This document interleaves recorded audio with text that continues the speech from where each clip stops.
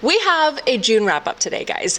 It has been so long since I have had enough books in my list to do a wrap-up, and I guess this is sort of like, it's June, what comes before June?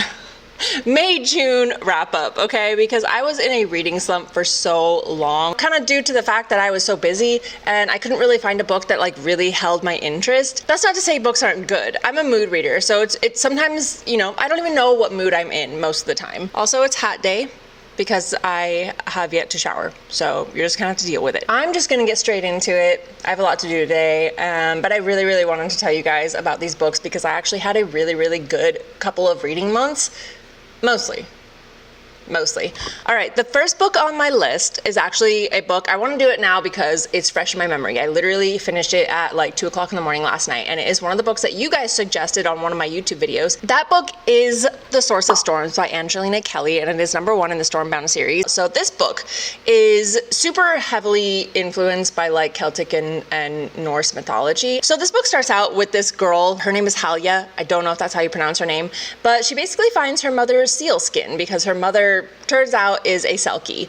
And I'm gonna try and rush through this video. I'm just warning you guys now that I opened my window to get some light on my face, and it is 113 degrees out, so light in general coming into the house is just a bad idea. So I'm gonna really try and get through this video before I sweat my ass off. This is a romantasy. I don't know if it qualifies as a romantasy. I actually, even as a writer and a reader, don't really know what the difference is between fantasy romance, romance fantasy, romantic fantasy, and romantasy, honestly. I kind of just call anything that is fantasy and romance romantasy, but I know there's a lot of people out there that do know the differentiations and will probably school me in the comments, which is perfectly fine. So this is according to me, a romantasy, and it is a very slow burn. Like if you're somebody who doesn't want your books full of spice, this is a good book for you. It does have spice, trust me, but it's a very slow burn, like friends to lovers sort of story. The actual story is this girl Halja who finds out that her entire life was a lie. Basically, her father is not her father, her lineage is not her lineage, all that other stuff. So she runs away from home because she's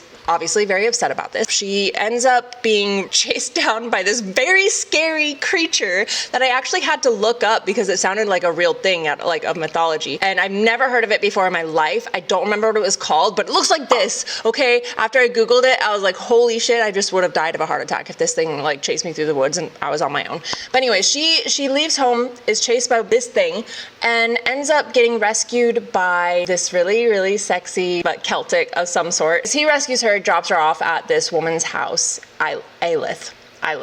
I'm not going to pronounce any names in this book correctly. I just want you guys to know that. He just kind of fucks off. And for like a year, maybe more, she is learning sorcery from like under this woman that she is staying with. You know, she starts teaching her about like sort of, you know, pulling from the source and all these like different abilities. Like she has wolves, which is really cool. So she stays with her for a while, but then more things about Halja's past or about her, like who she actually is, start to come to light. And Burkhart, I really don't know if that's how you pronounce his name, but I called him Burkhart in my head.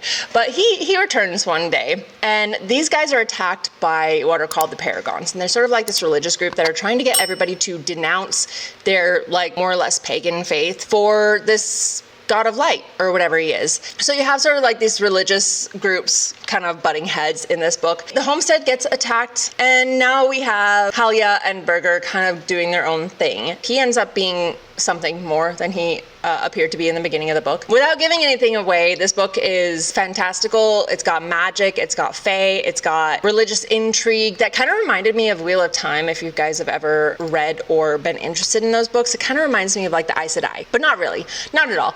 Ignore I said that. The romance in this book, if you're somebody that really wants like a lot of spice in your book, this is not the book for you. I usually like a lot of spice in my books, but I actually enjoyed this book thoroughly. And you do get the spice, it's just very slow burn. They really like build up a very like strong relationship before anything happens. And I will tell you, it was torture how many times they came so close to like actually telling each other how they felt. And that is the best torture in the world. This was a random book that was just very hidden. So again, that book is Source of Storms by Angelina Kelly, and I will move on now. The next book on my list was Signed, Sealed, Seduced, which is #1 and You've Got Mail by Roth. This is a new author to me. Actually, all the authors in this list are new to me, except for one. This is an alien romance. Thank God it was not fated mates. I've been complaining about that for a long time because almost all alien romance these days is just about fated mates, and I'm over it. It also was not about abduction or breeding or any of that. So Signed, Sealed, Seduced is about this girl Suki, and she is a courier. She's basically a mail woman in space, and she ends up having to deliver a very important package of some sort to this guy Henrock, who is an alien, and he's a very important alien. I can't remember if he is like a prince or a general or what, but she delivers the package to his planet and something goes wrong. Security kind of just goes wild, and then her ship basically crash lands on his landing pad. It breaks, and then she is held hostage. Not really hostage, but basically everybody's very suspicious. There are reasons why they would be suspicious that a random ship would come and crash land on their planet or whatever. She and him start to uncover sort of like a conspiracy. They're kind of working together because she's like really, really smart. She's like a really smart engineer or something. And they start working together to uncover why somebody would have illustrated this, or what is it called? I have no words today, okay? My armpits are sweating so much right now, I can't focus. They try and figure out what happened and who sent her and who is behind what conspiracy. The whole time, Henrock is basically falling head over heels for Suki, and she's very sassy and very like independent. It's really cute. I enjoyed it. It wasn't the best alien romance that I've read, but I enjoyed it. Enough to recommend it to people who want like a quick, cute alien romance read. The next one that I read, I actually DNF'd this one. I'm a mood reader and I wasn't feeling it. I think I got like 60 or more % through this book and I just couldn't do it anymore. I might finish it later, but right now I just couldn't read it. That is Blackheart by Pixie, Rella. And this started out really, really good for me. It was magic. Again, it was in a magical world. Everybody has different abilities. All these people with different abilities, they have different names. Because something happened to the king's daughter, he blames a certain group of people with a certain ability, and they're called Blackhearts. And they basically just like ooze poison, from what I gathered. They don't really have any like abilities that help people. It's kind of like they all kind of just are deadly.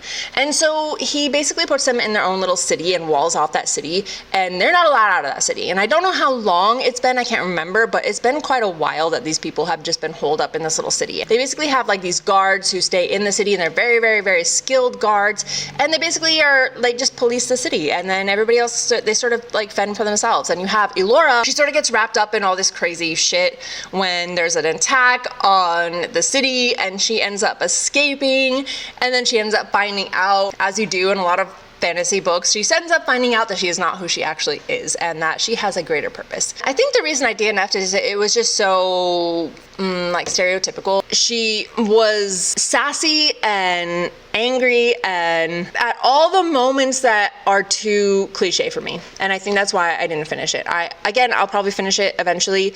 I just couldn't finish it right now. The next one that I read is Cruel Bloom, which is #1 in the Petal Trade by Krista Drake, and I don't read a lot of post-apocalyptic romance, not because I don't want to, but it's just something that I like. You never really think about it being a genre, honestly. I've read a couple books that are post-apocalyptic, but this one, I absolutely love this one. I have something to talk about in another video, but I'm not going to talk about it right now. But this book was post-apocalyptic. It wasn't zombies, which I appreciated. It wasn't even a virus, which I also appreciated. It was actually, I don't really understand what it was.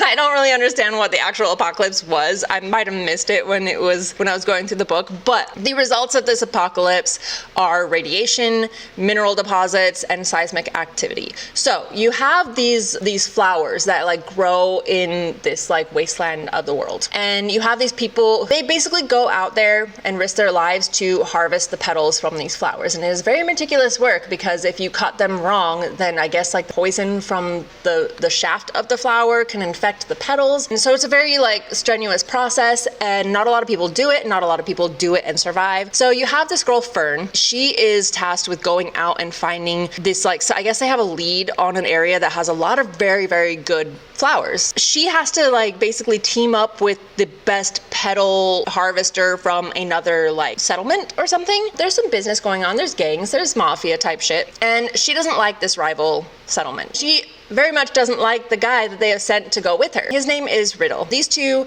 +1, because there's another child. He's not really a child. He's like a teenager that goes with them. He's like in training. And they travel across the waste or this apocalyptic land to find this big old like flower patch, I guess. Again, there's a lot more that goes into it. There's secrets that are revealed. There's a lot of action, you know, because this like landscape is so unforgiving. I actually really enjoyed the side characters, like this little side character, this third wheel that they have. I really enjoyed him. It's kind of like an enemies to lovers, but not really enemies to lovers, rivals to lovers, because they're not really enemies. They don't really like hate each other. They're not trying to kill each other, but they are rivals. They don't really like each other. But then as they're going through this journey together, things happen. And I really liked it. I liked the progression. I liked the concept. I liked the characters. I really, really liked the characters. And yeah, I enjoyed it. It wasn't a super long book. And there are more in the series, but again, I'm going to talk about something in another video. I will get to it later. The next one I read, well, none of these are in order, by the way, but the next one on my list is Find Her by Jessie Ellis, and it is another post-apocalyptic book. I think this one was more a governmental collapse type of situation, and so you have a lot of gangs and stuff in this new anarchist world. And you have Lucas, who is a convict, but he's also like an ex-official of some sort.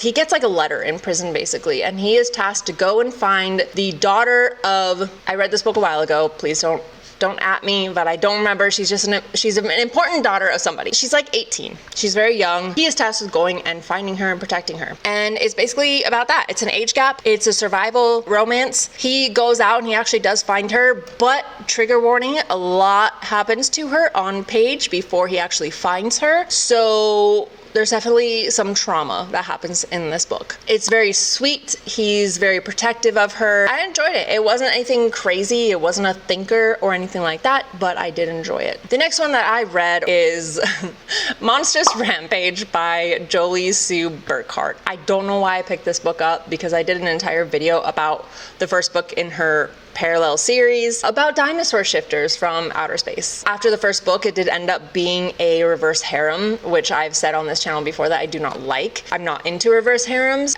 So I read the first book and just kind of put it down. But this is like another series in the same world that is like about the main character from the other series. It's her best friend, sort of. It's about her finding her little harem of dinosaurs.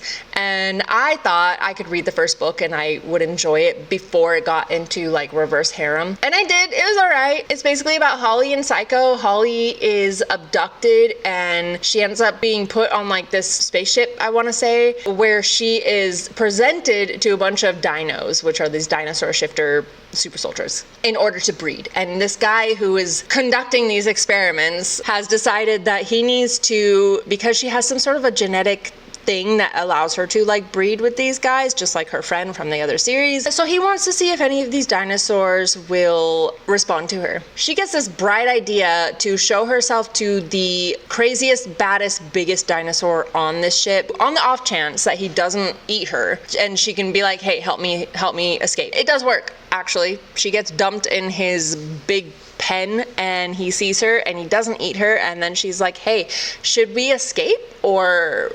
And they end up escaping, and then she gets her own harem of dinosaurs. It's not that complicated. I don't know why I like these books. No, I don't like the books because I'm not reading all of them. I'm only reading like the first book because, again, once it turns into a reverse harem, I can't handle it. Yeah. So there's that. Anyways, that is all I have for you guys today. Those are all the books that I read over the past couple of months.